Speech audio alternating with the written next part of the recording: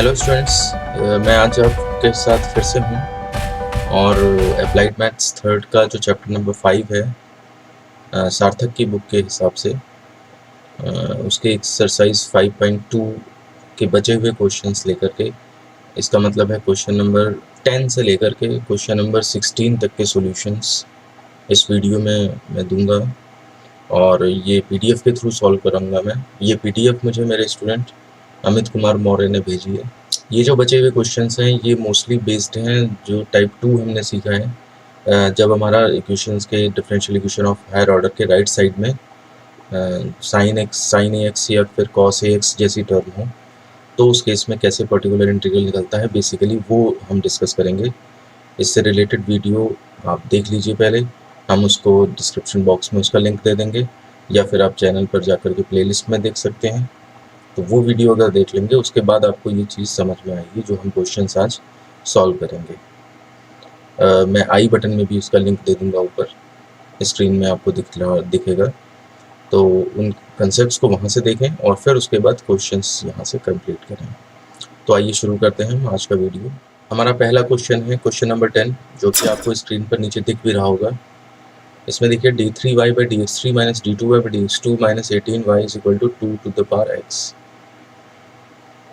ये क्वेश्चन है हमारे पास।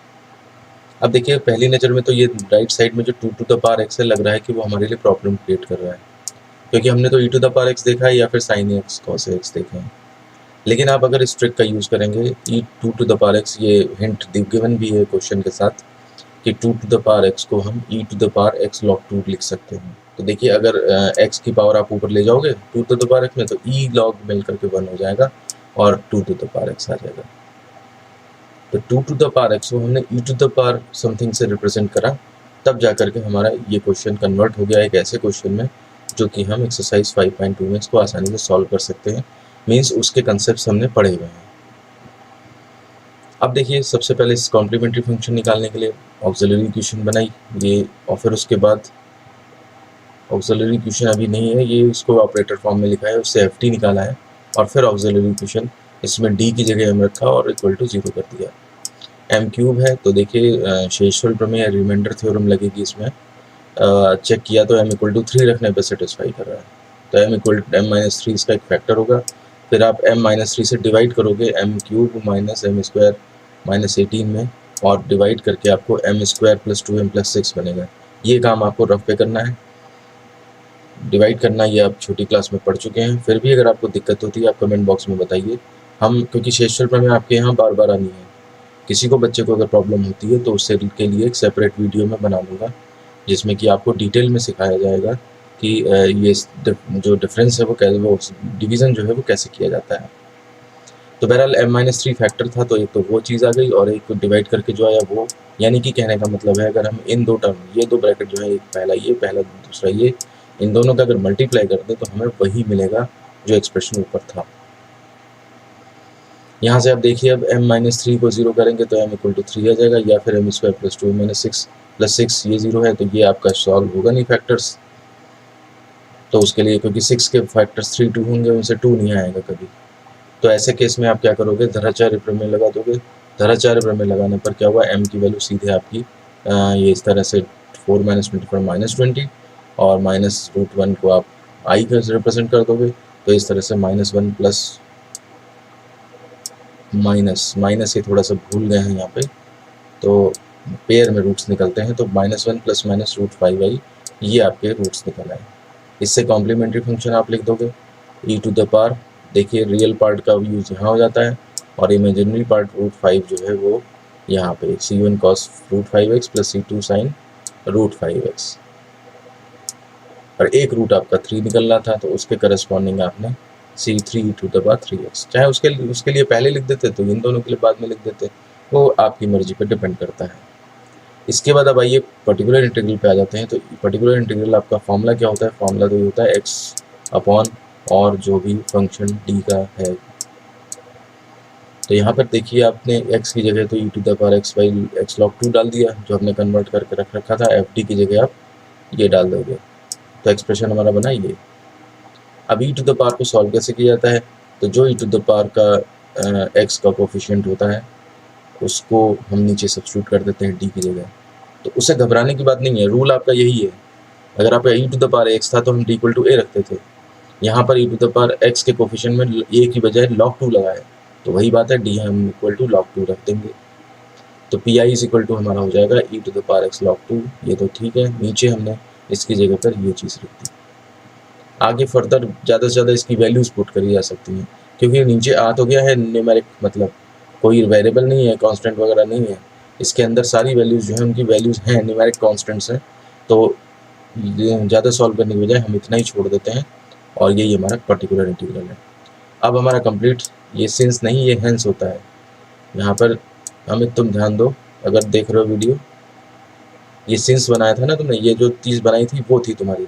ऐसा नहीं होता है, यहाँ पर ये सब ना लग करके हेंस लगाओगे। हेंस किस लिए, एक बिंदु ऊपर और दो बिंदु नीचे लगती है।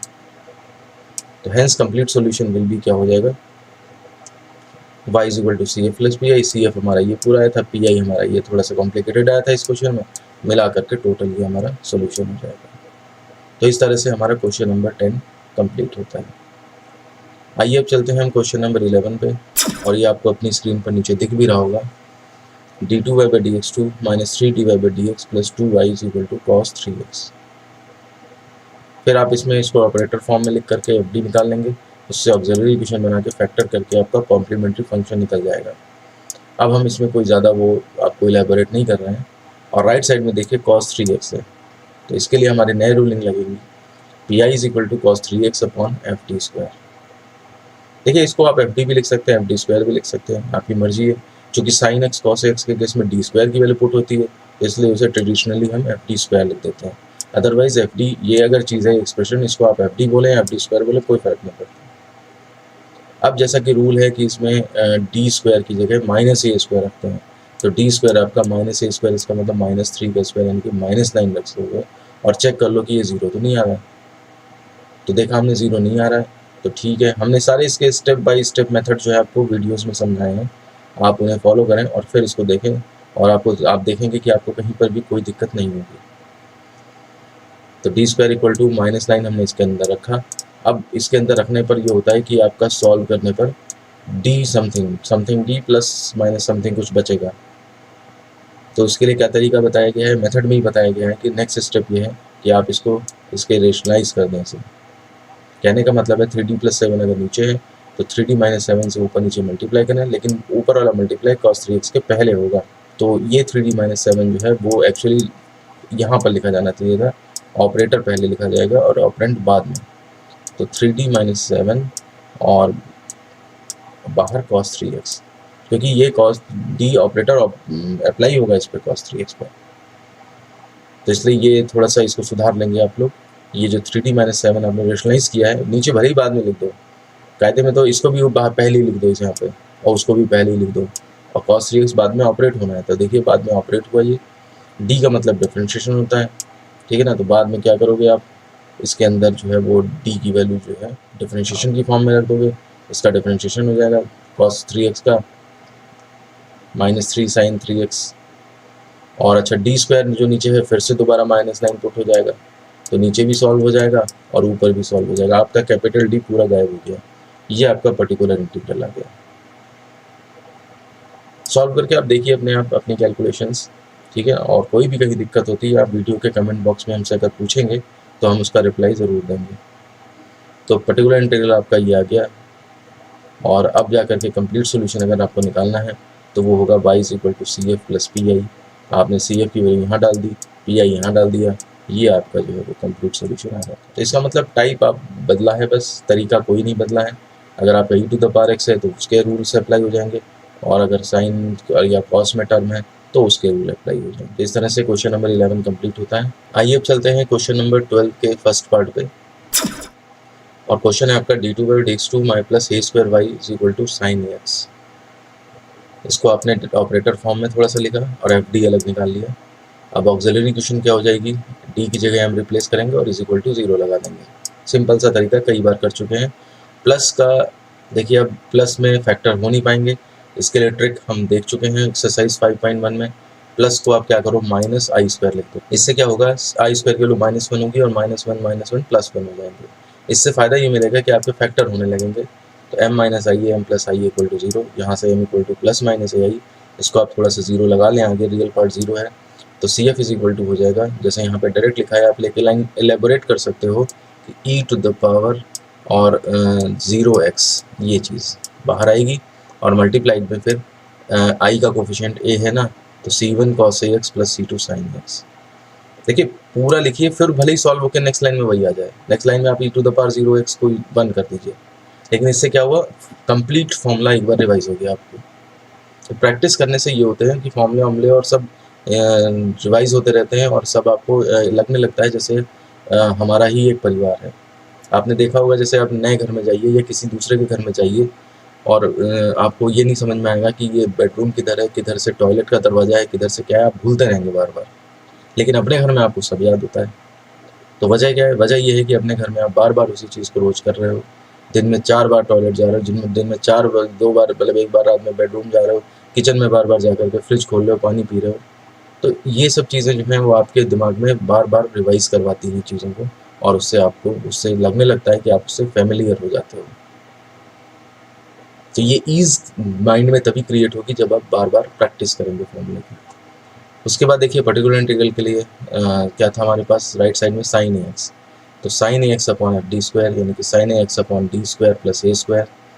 अब देखिए डी स्क्वायर की वैल्यू अगर, वैसे रूल तो ये कहता है माइनस ए स्क्वायर रखो, लेकिन जीरो ना हो रहा हो कहीं नीचे, तो देखा हमने यहाँ पे डी स्क्वायर अगर माइनस ए स्क्वायर रखेंगे तो जीरो हो जाएगा, तो इसलिए अब आप डी स्क्वायर माइनस ए स्क्वायर मत रखो। अब आप क्या, स्टेप नंबर नेक्स्ट पे चले जाओ। पूरा वीडियो में मैंने डिटेल में समझा रखा है, थ्योरी वीडियो में, आप उसको रेफर करें। और P I is equal to फिर हो जाएगा आपका एक्स मल्टीप्लाई में आ जाएगा 1/2d इंटू साइन एक्स, इसका differentiation F dash D square, इसका डिफ्रेंशिएशन नीचे आ जाएगा। वो चाहे तो आप एक बार फॉर्मूला लिख देते, x into 1/f dash D square और साइन एक्स। अब आप इसमें फिर जो है वो पुट करके देखोगे डी स्क्वायर, लेकिन डी स्क्वायर चूँकि है नहीं, तो डी आपका सीधे साइन एक्स पे ऑपरेट हो जाएगा। इंटीग्रल आपका बन जाएगा इसमें x/2d integral cos sine X D X, sine A का इंटीग्रल जो हो जाएगा माइनस कॉस ए एक्स आ जाएगा, और ये आपका ए को एक्स का कोफिशिएंट डिवाइड भी हो जाएगा। तो ये आपका पर्टिकुलर इंटीग्रल आ गया, और अब तो आपका कंप्लीट सॉल्यूशन कितना हो जाएगा, y is equal to C F plus P I. C F आपका पहले निकल चुका था और पी आई हमने ये निकाल लिया, तो अब टोटल मिला के ये हमारा कंप्लीट सॉल्यूशन हो जाता है। तो ये आपका क्वेश्चन नंबर 12 का फर्स्ट पार्ट था। अब आइए चलते हैं second part, d2/dx2 plus A square Y is equal to cos X. देखिए ज़बरदस्ती का बनाया हुआ क्वेश्चन लगता है। पिछले क्वेश्चन में आपका साइन एक्स था, यहाँ पर कॉस एक्स है।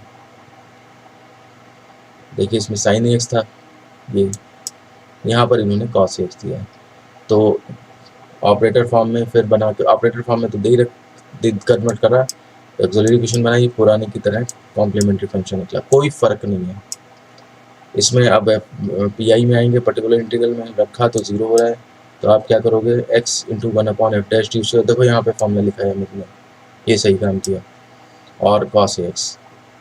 अब डिफरेंशिएशन जब किया D square plus A square का 2d आया, तो बात वही आएगी फिर x/2 और इंटीग्रल cos ax dx, इसका sin ax अपॉन ए हो जाएगा, और C F plus P I करेंगे तो आपका कंप्लीट सोल्यूशन जो है वो वैल्यू रख करके ऐड कर देंगे, कंप्लीट सोल्यूशन आ जाएगा आपके पास।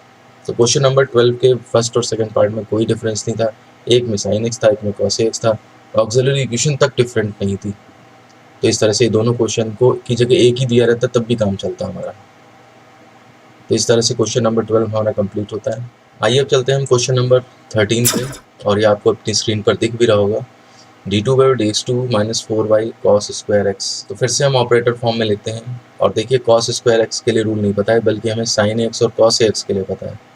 तो तरीका यही है कि cos स्क्वायर एक्स का एक फॉर्मूला ऐसा होता है जिसमें कि स्क्वायर गायब हो जाता है, cos 2 theta equal to 2 cos square theta minus 1, वहाँ से आपने cos स्क्वायर थीटा की cos स्क्वायर एक्स की वैल्यू निकाल के रख दी। अब देखिए आपको यहाँ पर cos सिंपल नज़र आ रहा है, बाकी आपको स्क्वायर वगैरह ये सब गायब हो गए हैं। सबसे पहला काम है कॉम्प्लीमेंट्री फंक्शन निकालना, तो उसके लिए हम क्या करेंगे, यहाँ से एफ डी आपने सेलेक्ट किया, ऑक्सिलरी इक्वेशन इसकी बनाई, सिंपल सी और सिंपल सॉल्व हो गई, और ये कॉम्प्लीमेंट्री फंक्शन आपका निकल आया। मैं अब इसको ज़्यादा इलेबोरेट नहीं कर रहा हूँ, ये बार बार काम हो चुका है, तो ये हमारा टाइम वेस्ट करेगा। अब आइए हम पर्टिकुलर इंटीग्रल पे चलते हैं।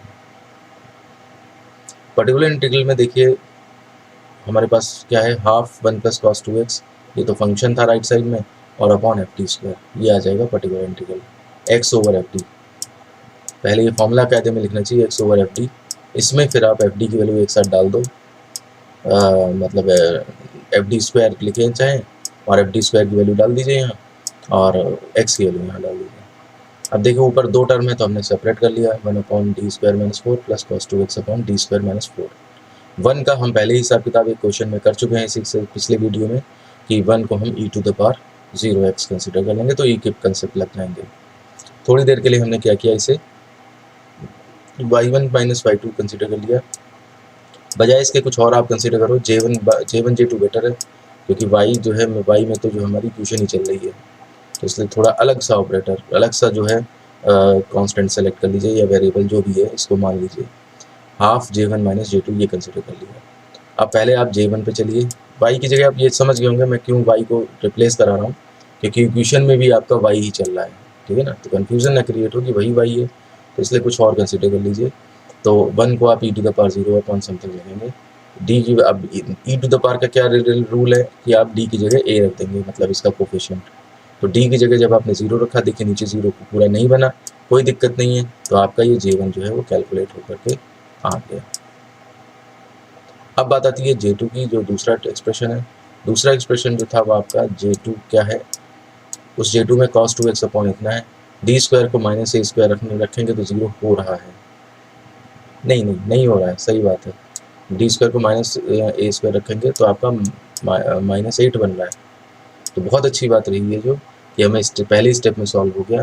क्वेश्चन की लंबाई देखिए टाइप पे ही डिपेंड करती है, अभी अगर यहाँ पे फंसता हमारा क्वेश्चन तो हमें एक स्टेप और आगे जाना पड़ता है, वहाँ भी फंसता है तो एक स्टेप और जाना पड़ता है, वहाँ भी फंसता तो फिर एक स्टेप और निकलना पड़ता, तो वो लेंथ बढ़ती चली जाती है।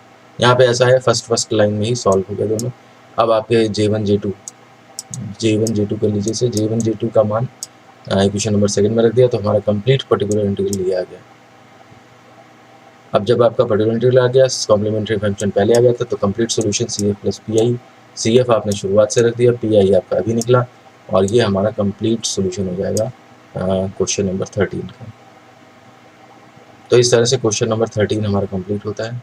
आइए अब चलते हैं क्वेश्चन नंबर 14, और इसके भी पार्ट्स हैं। तो पहला पार्ट हम देखते हैं, ये कह रहे हैं कि d3y/dx3 minus 3d2y/dx2 plus 4dy/dx minus 2y is equal to e to the power x plus cos x। कहने का मतलब e का पावर p के कंसेप्ट भी लगेंगे और cos के कंसेप्ट भी लगेंगे पर्टिकुलर इंटीग्रल निकालने के लिए। तो क्वेश्चन आपको स्क्रीन पे दिख भी रहा होगा, तो इसको ऑपरेटर फॉर्म में चेंज करके एफ डी निकाल लिया मैंने, इससे हमारी ऑक्सिलरी इक्वेशन बन गई, क्यूबिक है तो शेषफल प्रमेय लगा कर देखते हैं, m इक्वल टू 1 सेटिस्फाई कर रहा है, तो m-1 फैक्टर होगा, m-1 से डिवाइड कर दिया, ठीक है ना। अब तो थोड़ा सा और ज़्यादा एलेबोरेट करके लिखा है अमित ने, तो m इक्वल टू 1 रख करके भी दिखाया है, और m इक्वल टू 1 सेटिस्फाई कर रहा है, इसका मतलब m-1 इसका फैक्टर होगा, तो m-1 फैक्टर निकल आया। तो अब आप क्या करोगे, m-1 से आप जो है वो जो एक्सप्रेशन दिया है ये वाला m³ minus 3m² plus 4m, ये सारा यहाँ लिख करके आप डिवाइड करोगे, और डिवाइड करके जो आएगा आपका वो चीज़ यहाँ पे लिखोगे आप। और ये ध्यान रखिएगा फैक्टर है तो इसका मतलब पूरा डिवाइड करेगा, नीचे जो है आपका जीरो बचना चाहिए शेषफल, ठीक है ना। तो ये चीज़ जो आएगी यहाँ पे, ये आप यहाँ लिख दोगे, और यहाँ से आपके रूट्स निकल आएंगे, m इक्वल टू 1 यहाँ से निकल आया, और m इक्वल टू ये आपका धराचार्य से सॉल्व हो गया, तो 1 प्लस माइनस r। अब आपका कॉम्प्लेक्स रूट से कैसे लिखते हैं ये भी पता है आपको, सिंपल रूट से कैसे लिखते हैं ये भी पता है, आपका कॉम्प्लीमेंट्री फंक्शन बन जाएगा। अब बात आती है पर्टिकुलर इंटीग्रल की, तो आपने क्या किया, x over F D, right side वाला फंक्शन ये लिखा है एफ डी, और अब एफ डी की वैल्यू रख दी एफ डी स्क्वायर की, ई टू द सेपरेट कर दिया, तो ई टू द पावर x के साथ ये चला गया, और cos x के साथ ये चला गया। अब देखते हैं ये लेंदी बनते हैं या फिर शॉर्ट में एक ही लाइन में सॉल्व हो जाते हैं। तो इसको हमने फिर से क्या किया, इन्होंने y1 y2 की बजाय आप क्या करोगे, मैंने बताया आपको पिछले क्वेश्चन में भी J1 J2 सेलेक्ट करना, ठीक है। तो सबसे पहले हमने J1 लिया, इसमें d इक्वल टू 1 रखने पर 0 आ रहा है, तो देखिए समस्या क्रिएट हो गई, थोड़ा सा लंबा हो जाएगा क्वेश्चन हमारा। तो सबसे पहले आप क्या करोगे, अब 0 अगर हो रहा है आपका डिनोमिनेटर, तो उस केस में J1 इज इक्वल टू अब आपका आएगा एक्स मल्टीप्लाई में आ जाएगा 1/f-d² हो जाएगा, मीन्स नीचे वाले का differentiation and E to the power X. और अब डी इक्वल टू 1 फिर से रखेंगे और 0 अगर आता है तो और आगे बढ़ेंगे, नहीं आता तो यही आंसर हो जाएगा। तो हमने देखा डी इक्वल टू 1 रखने पर 0 नहीं आ रहा है, नीचे जो है वो 1 आ रहा है, तो इसका मतलब ये यहाँ पे सॉल्व हो गया। इसके बाद J2 वाला हमने लिया, J2 में क्या था, कॉस एक्स अपॉन इतना इतना। इसमें रूल होता है कि डी स्क्वायर की वैल्यू -1 रखेंगे, तो आपने डी क्यूब को डी स्क्वायर इंटू डी में तोड़ा, डी स्क्वायर की वैल्यू ये सब रखी और सॉल्व हो गया, आपका 3D + 1 आ गया। इसका मतलब इसमें कोई प्रॉब्लम नहीं हुई है, बस इसमें बस अब क्या करना है, रेशनलाइज करना है आपने। तो 3D - 1 से आपने मल्टीप्लाई किया, ये चीज़ तो शुरुआत में रखी जाएगी, ये चीज़ आप लोग ध्यान में रखिए, इसलिए इसको भी शुरुआत में ही करिए। ये क्वेश्चन में और आया था, मैंने बताया था, क्योंकि ये ऑपरेटर है आपका, ठीक है ना, और ऑपरेंड ये है, ऑपरेंड हमेशा ऑपरेटर के बाद आता है, तो इसलिए आप लोग ये ऑपरेंड वाला जो पार्ट है 3D - 1 जिससे रेशनलाइज कर रहे हो, ये चीज़ शुरू में रखें। अब शुरू में रख करके वो 3D - 1 cos x पे अप्लाई हो जाएगा, d का मतलब डिफरेंशिएशन, तो उसके हिसाब से आप उसको सॉल्व कर दोगे। बाकी अब और नीचे जो d² बना उसकी जगह फिर से आप d² = -1 रखोगे, जो रूल है वो रख करके नीचे और सॉल्व होकर देखिए -10 आ गया। अब यहाँ से आपका जो भी करना है आपने कैलकुलेशन, आपका पर्टिकुलर इंटीग्रल भी आ जाएगा। हमारा काम यहाँ पर आपको हिंट देने का है, अगर कोई क्वेश्चन नहीं आ रहा तो उसका हिंट ले लें, बाकी प्रैक्टिस आप अपने आप करें। अब इसके बाद आपके J1 J2 जो दोनों आ गए वो आपने रख दिए जा करके उसी क्वेश्चन में जहाँ पे ये माने थे आपने, और आपका कंप्लीट पर्टिकुलर इंटीग्रल आ गया। अब पर्टिकुलर इंटीग्रल आ गया है तो अब क्या कंप्लीट सॉल्यूशन कैसे निकलेगा, तो y = CF + PI। CF को आपने यहाँ रख देना है, PI जो ये निकला ये आपका यहाँ पे आ जाएगा। CF यहाँ तक गया हो, C1 क्या है, हाँ ये PI पूरा इतना है ये, तो ये आपका y = ये चीज़ जो है आपकी कंप्लीट जो है वो आपका पूरा सॉल्यूशन हो जाता है। तो इस तरह क्वेश्चन नंबर 14 का फर्स्ट पार्ट हमारा सॉल्व हो जाता है। आइए चलते हैं हम सेकंड पार्ट पे। d2/dx2 - 4y = e⁻x + sin 2x। आपको ये स्क्रीन पर नीचे दिख भी रहा होगा। देखिए पिछले और इसमें क्वेश्चन में फर्स्ट पार्ट में और सेकंड पार्ट में कोई खास फर्क नहीं है, आप खुद ही ऑब्जर्व कर रहे होंगे। बस आपने उसी तरह से क्या करना है, ऑक्सिलरी इक्वेशन बना के रूट्स निकाल देने हैं। कॉम्प्लीमेंट्री फंक्शन थोड़ा आसानी से सॉल्व हो गया, उसमें जो था वो कॉम्प्लेक्स वाला सिस्टम जा रहा था। उसके बाद पर्टिकुलरिटी निकालने के लिए आपने फिर से 2 पार्ट में उसको ब्रेक किया और दोनों को जो है वो आप J1 J2 ये इसमें कन्वर्ट कर लिया आपने, ठीक है। J1 J2 कन्वर्ट करने के बाद उसको एज्यूम कर लिया, अब J1 निकाला, तो देखिए एक ही बार में सॉल्व हो गया। e⁻ का कंसेप्ट क्या होता है, d = ये जितना भी x का कोफिशिएंट है वही सब्स्टिट्यूट करते हैं, 0 नहीं बना नीचे, तो इसका मतलब एक ही लाइन में सॉल्व हो गया। J2 लिया आपने, J2 में क्या है, रूलिंग क्या लगती है कि d² = -a² रखोगे, और d² = -a² रखने पर भी देखिए नीचे 0 नहीं बन रहा, वो भी एक लाइन में सॉल्व हो गया। अब जो J1 J2 आ गए हैं आपके आसानी से सॉल्व हो करके, इनकी वैल्यू हम वापस वहीं रख देंगे इक्वेशन में जहाँ पे ये माने थे, तो हमारा कंप्लीट जो पर्टिकुलर इंटीग्रल है वो निकल आएगा। अब CF भी निकल आया था, PI अब निकल आया, तो कंप्लीट सोल्यूशन कितना होगा, y = CF + PI। CF जो आया था वो आप यहाँ रख दोगे और PI जो आया है वो आप ये रख दोगे। आपका जो है क्वेश्चन नंबर 14 के सेकंड पार्ट का कंप्लीट सोल्यूशन आ जाएगा। इस तरह से हमारा क्वेश्चन नंबर 14 जो है वो कंप्लीट होता है। आइए चलते हैं क्वेश्चन नंबर 15 पे। क्वेश्चन है d2/dx2 + 9y = sin x cos 2x। आपको अपनी स्क्रीन पे नीचे ये क्वेश्चन भी दिख भी रहा होगा। तो देखिए यहाँ पे राइट साइड में प्रॉब्लम क्या दी है कि मल्टीप्लाई में साइन और कॉस दिए हैं, तो हमारे पास ट्रिग्नोमेट्री में ऐसे फॉर्मूले हैं जिनसे कि हम यूज़ करके उन फॉर्मूले का इसको प्लस में ब्रेक कर सकते हैं। 2 sin a cos b = sin a + b, plus होना चाहिए यहाँ पे, प्लस sin a - b। थोड़ा सा लिखने में मिस्टेक हो गई इनसे, कोई बात नहीं। तो हम क्या करेंगे, 2 से मल्टीप्लाई डिवाइड कर देंगे इसमें, इस एक्सप्रेशन में, तो 1/2 तो बाहर हो जाएगा और 2 sin a cos b का फॉर्मूला लग जाएगा।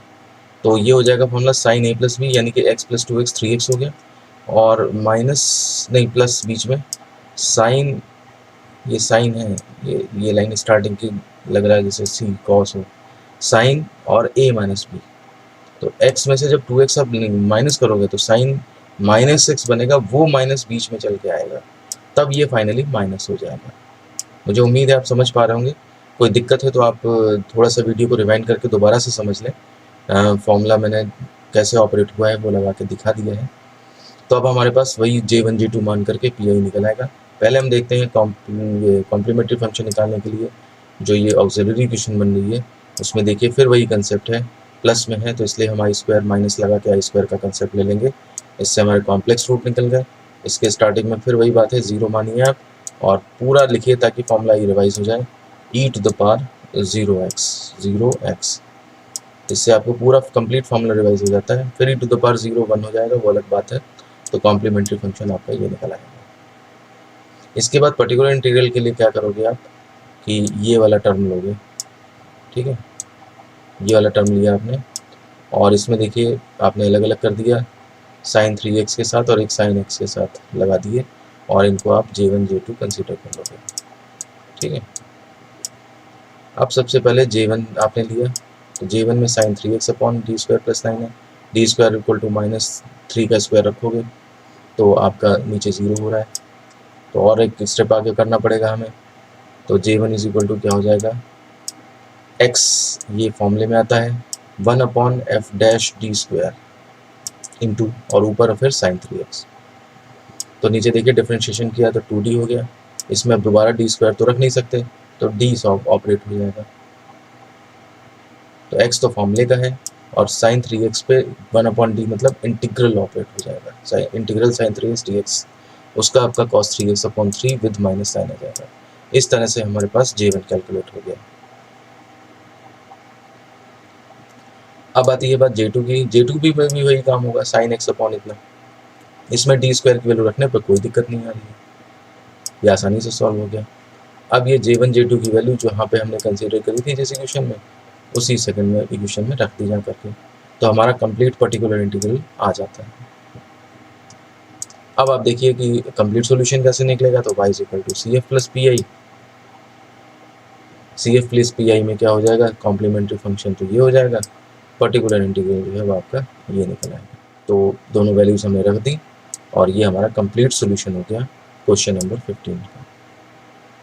तो इस तरह से हमारा क्वेश्चन नंबर 15 कंप्लीट होता है। कोई भी आपको अगर कहीं प्रॉब्लम आती है तो आप कमेंट बॉक्स में लिख करके हमसे पूछ सकते हैं। आइए अब चलते हैं क्वेश्चन नंबर 16 के फर्स्ट पार्ट पे, और ये क्वेश्चन है आपका d3y/dx3 plus 5dy/dx equal to sine hyperbolic 2x। Question आपको स्क्रीन पे दिख भी रहा होगा नीचे की साइड में। अब आप इसमें देखिए कि साइन हाइपरबोलिक 2x, तो इसको करने के मैंने दो तरीके बताए हैं थ्योरी वीडियो में।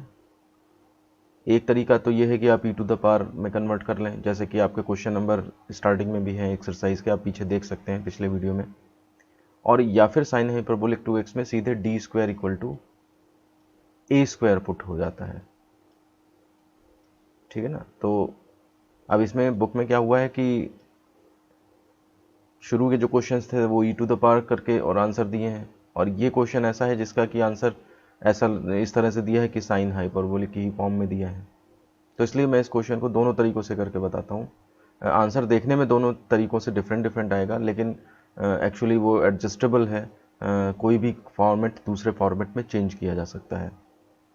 तो देखिए सबसे पहले देखते हैं कि इसकी ऑक्सिलरी इक्वेशन बनाने के लिए हम क्या करेंगे, इसको ऑपरेटर फॉर्म में लिखेंगे, d3 प्लस 5d और into Y equal to sine hyperbolic x। मैं फिर से इंटू बोल गया, लेकिन ध्यान रखिएगा ये ऑपरेटर है, ये ऑपरेंड है। इसके बाद ये इसमें से फंक्शन ऑफ d, चाहे आप एफ डी कहें चाहे आप एफ डी स्क्वायर कहें ज़रूरत के हिसाब से। जब e⁻x का क्वेश्चन था तो उसमें एफ डी कह देते थे क्योंकि d equal to something put होता है, और जब साइन वगैरह के क्वेश्चन है तो d स्क्वायर समथिंग पुट होता है, तो उसको आप एफ डी स्क्वायर भी कह सकते हैं। और आप ध्यान रखिए कि मिनिमम d स्क्वायर तो होगा ही होगा किसी भी इस एफ डी में, क्योंकि हायर ऑर्डर का डिफरेंशियल इक्वेशन है, तो मिनिमम d स्क्वायर से d स्क्वायर या उससे ऊपर मिलेगा ही मिलेगा। तो अब इसकी ऑक्सिलरी इक्वेशन क्या बन जाएगी, m³ प्लस 5m। आपने जो है वो m कॉमन ले लिया, एक तो रूट m इक्वल टू 0 हो गया, दूसरे के लिए आपने जो है वो धराचार्य लगाया तो उससे वो i में कन्वर्ट हो गया, इस तरह से आ गया। फिर से देखिए 0 जो है यहाँ पे एक्स्ट्रा में लगाना पड़ेगा आपको, ताकि फॉर्मूले आपके बिल्कुल प्योर फॉर्मेट में बने रहें। 0 न लगाने से वो ऐसा लगता है कि कुछ दूसरा फॉर्मूला ना लगा रहे हो। अब देखिए एक रूट m इक्वल टू 0 है, इसके करस्पॉन्डिंग तो complementary function c1 e⁻ 0x। पहली लाइन में आप बिल्कुल एकदम अपने फॉर्मूले पे कन्फाइंड रहिए, प्लस, अब यहाँ ब्रैकेट लगाइए, ई टू द पावर क्या होता है, जितना रियल पार्ट, तो ई टू द पावर, और ये रियल पार्ट 0 है तो 0x। समझ रहे होंगे आप मेरी बातों को कि मैं क्या कहना चाह रहा हूँ। जितनी बार आप इसे करोगे आपका फॉर्मूला कन्फर्म होता चला जाएगा, माइंड में आपके एक लॉन्ग टर्म मेमोरी डेवलप होती चली जाएगी। तो और अंदर फिर C1√5 यहाँ भी आ जाएगा कॉस के साथ, और √5 साइन के साथ भी आ जाएगा। तो इसको अब सॉल्व करके हम CF equal to C1 + C2 cos इतना इतना लिख सकते हैं। ये एक चीज़ वेल अंडरस्टूड है, आप लोग कई बार कर चुके हैं। अब आते हैं हम PI पे। तो PI देखिए, वैसे तो फॉर्मूला यहाँ पे ऐसे लिखना चाहिए ना, x/FD या FD² कुछ भी लिख दीजिए। तो FD की वैल्यू FD² की यहाँ डाल दी हमने, और x की वैल्यू साइन हाइपरबोलिक 2x ये डाल दी। प्रॉपर वे है। अब ये तो तरीका है, हम करके दिखा रहे हैं कि e to the power x के बेस पे। तो साइन हाइपरबोलिक x को आपने पुराने क्वेश्चंस की तरह e टू द पावर में ब्रेक किया, सेपरेट किया, ठीक है। फिर उसको y1 y2 न मान के मैंने बताया है j1 j2 कंसीडर करिए, और j1 j2 कंसीडर करके पहले आपने क्या किया, j1 सॉल्व किया, ठीक है। जो मॉडिफिकेशंस मैं करा रहा हूँ इनको ध्यान में रखिए, इसी तरह से आप प्रैक्टिस करिएगा। j1 करा, और d equal to E to the power में d इक्वल टू 2 रखते हैं, ठीक है, हो गया। और जब J2 सॉल्व किया तो वो भी आसानी से देखोगे आप कि J2 भी आसानी से सॉल्व हो गया। अब क्या करेंगे, इन दोनों की वैल्यूज़ J1 और J2 की वैल्यूज़ आप क्या करोगे, पर्टिकुलर इंटीग्रल जहाँ पे स्टार्ट किया था ना, दोनों फंक्शंस माने थे, ये सेकंड इक्वेशन, इसमें पुट कर देंगे। तो हमने इसमें पुट कर दी, हमारे पास पर्टिकुलर इंटीग्रल आ गया। CF PI दोनों निकल आए हैं, तो कंप्लीट सोल्यूशन क्या होगा, y equal to CF + PI। CF आपने ये रख दिया, PI आपने ये रख दिया। अब CF + PI टोटल करके आपका क्या आ जाएगा, ये पूरा सोल्यूशन आ गया। अब सेकंड मेथड में देखिए, सेकंड मेथड में क्या है, ऑक्सिलरी इक्वेशन में तो कोई चेंज नहीं है, कॉम्प्लीमेंट्री फंक्शन वही है। लेकिन PI में देखिए हमने क्या रूल लगाया है, हाइपरबोलिक के केस में d² = a²। ध्यान रखिए माइनस नहीं है, साइन सिंपल हो या कॉस सिंपल हो तो d² = -a², लेकिन हाइपरबोलिक के केस में a² रख देते हैं। तो हमने जब इसमें रखा तो d³ को आप क्या कंसिडर कर सकते हो, d² × d। अब d² की जगह 4 रख दोगे आप, तो ये आ गया क्या, 4d + 5d, मिला के क्या हो गया 9d। 9d को आप क्या करोगे, अब d का मतलब क्या है आपका, d का मतलब है इंटीग्रेशन। तो आप इसको ऐसे भी लिख सकते थे 1/9, और उसके बाद जो है 1/9 के बाद इंटीग्रल साइन हाइपरबोलिक 2x और dx, ठीक है। अब इतना ये लंबा लिखना मेरे लिए बहुत मुश्किल बात है, तो ये आप जो है समझ जाएं इस चीज़ को। और जब आपने इसका डिफरेंशिएशन किया, cos minus cos hyperbolic 2x, और उससे आपका ये पार्टिकुलर इंटीग्रल इतना आ गया। जब आपके पास CF PI आ गया तो आप जो है वो कंप्लीट सॉल्यूशन लिख सकते हो, y equal to CF + PI। CF तो वही पुराना है, लेकिन PI अब नए फॉर्मेट में जो बना है वो आप लिख दोगे यहाँ पे। तो एक्चुअली बुक में जो आंसर दिया है वो इस हिसाब से दिया है, तो बच्चे सोचते हैं कि क्या कुछ अलग तरह से कर दिया, लेकिन ऐसा नहीं है। उसके ऊपर दूसरा मेथड अप्लाई करके इन्होंने आंसर किया है, और एक्सरसाइज के जो शुरू के क्वेश्चंस थे उनमें उन्होंने e टू द पावर वाला मेथड लगाया है। तो आप दोनों रखिए मेथड, जो भी आपको आसान लगे उसको आप कर सकते हैं। क्योंकि ऐसा है कि साइन हाइपरबोलिक या कॉस हाइपरबोलिक को अगर हम केवल e to the power x का किसी को पता है मेथड, तो उसके लिए वो हेल्पफुल है। लेकिन जब आप इस चैप्टर में आ गए हो, आगे के कंसेप्ट पढ़ लिए हैं, दोनों तरीके आपको पता है, तो जो आपको अच्छा लगता है वो आप परफॉर्म कर सकते हो। तो इस तरह से ही हमारा 16 का जो है फर्स्ट पार्ट कंप्लीट होता है। आइए अब चलते हैं क्वेश्चन नंबर 16 के सेकेंड पार्ट पे, और क्वेश्चन आपको स्क्रीन पर दिखाई भी दे रहा होगा नीचे। क्वेश्चन है d2/dx2 + 4dy/dx + 5y = -2 cos hyperbolic x। तो पहले हमने FD फॉर्म निकाला, और उससे ऑक्सिलरी इक्वेशन निकाली, रूट्स निकाले धराचार्य से, और कॉम्प्लीमेंट्री फंक्शन लिख दिया। कॉम्प्लेक्स आए थे रूट्स, तो उस हिसाब से जो भी होता है वो हमारे लिए अब वेल अंडरस्टूड है, अब इसे बार बार रिपीट करने की ज़रूरत नहीं है। PI के लिए आपने क्या किया, 2 cos हाइपरबोलिक x/FD² है, तो आपने cos हाइपरबोलिक x को e to the power form में बैक किया। इसी तरह से J1 J2 आपने जो है वो दो अलग अलग फॉर्मेट तैयार किए। पहले आपने J1 को लिया, और जो तरीका होता है e to the power x का वो सॉल्व करके निकाला, फिर J2 को लिया और J2 को भी निकाल दिया। ये क्वेश्चन डायरेक्ट उससे भी हो सकता था कि d² = a² रख दें, लेकिन फिर आपके यही सोचोगे कि आंसर मैच नहीं कर रहा है, इसलिए हमने यही मेथड बता दिया है। चाहे तो आप दूसरा मेथड भी कर सकते हो, आंसर भले ही डिफरेंट आएगा कॉस या साइन हाइपरबोलिक की फॉर्म में, लेकिन वो भी सही माना जाएगा। तो J1 और J2 की वैल्यू हमने जो है इक्वेशन नंबर सेकंड में रख दी, और ये हमारा पर्टिकुलर इंटीग्रल आ गया। अब कंप्लीट सॉल्यूशन निकालना है तो CF प्लस PI ये हमारा कंप्लीट सॉल्यूशन आ जाएगा। तो इस तरह से क्वेश्चन नंबर 16 का सेकंड पार्ट भी कंप्लीट होता है। अब चलते हैं क्वेश्चन नंबर 16 के थर्ड पार्ट पे। ये भी हाइपरबोलिक की फॉर्म में दिया हुआ है। तो देखिए फिर से ऑपरेटर फॉर्म में आपने FD निकाला, ऑपरेटर फॉर्म में इक्वेशन लिखी, उससे FD मिला, FD से आपने ऑक्सिलरी इक्वेशन निकाली। ऑक्सिलरी इक्वेशन जो है वो आपके फैक्टर आसानी से हो गए, क्योंकि AM हमारा कॉम्प्लीमेंट्री फंक्शन नहीं सॉल्व करना, AM हमारा पर्टिकुलर इंटीग्रल। इसमें भी cos हाइपरबोलिक x को आपने देखिए एक e⁻x आगे भी दिया हुआ है और एक अंदर भी दिए हुए हैं, अंदर भी इससे डेवलप होंगे। तो आप क्या करोगे, e⁻x से मल्टीप्लाई कर दो तो पावर्स में चेंज आ जाएगा बस। अब फिर से आप क्या करोगे, G1 G2, ये सही काम किया है इन्होंने। अब इतने G1 G2 कंसिडर किया, G1 को अलग सॉल्व किया तो उसमें दिक्कत आ गई। दिक्कत क्या आ गई कि नीचे जो है D जब 3 रखना है तो 0 हो रहा है। तो क्या तरीका है, x मल्टीप्लाई में लगाया 1/f' d और e⁻3x। तो इसका डिफरेंशिएशन आपने यहाँ रखा और फिर उसमें d=3 रखा। अब प्रॉब्लम नहीं है। अभी भी होती तो हमें तरीके पता है, अभी भी प्रॉब्लम होती तो हम x² यहाँ कर लेते और नीचे f'' कर लेते। तो ये सब चीज़ें आपको पता रहनी चाहिए। अच्छा G2 निकाला तो उसमें कोई दिक्कत नहीं है, G2 निकल आया। G1 G2 के मान आपने सेकंड में रख दिए तो आपका पर्टिकुलर इंटीग्रल आ गया। अब कंप्लीट सॉल्यूशन अगर आपको निकालना है तो y CF प्लस PI, आपने वैल्यूज रखी, CF की रखी, PI की रखी और ये मिलाकर के आपको टोटल सॉल्यूशन आ जाएगा। तो इस तरह से हमारा क्वेश्चन नंबर 16 के तीनों पार्ट्स जो हैं वो कंप्लीट हो जाते हैं। तो स्टूडेंट्स इस तरह से एक्सरसाइज 5.2 कंप्लीट होती है और मुझे उम्मीद है कि आपको कहीं पर कोई समस्या नहीं आई होगी। फिर भी अगर आपको कोई प्रॉब्लम महसूस होती है तो आप हमें वीडियो के कमेंट बॉक्स में लिख करके उसको पूछ सकते हैं। और अगर आपको ये वीडियो पसंद आया हो तो इसे लाइक कर दें, दोस्तों में शेयर करें और हमारे चैनल को अगर आपने अभी तक सब्सक्राइब नहीं किया है तो इसे सब्सक्राइब कर लें। धन्यवाद।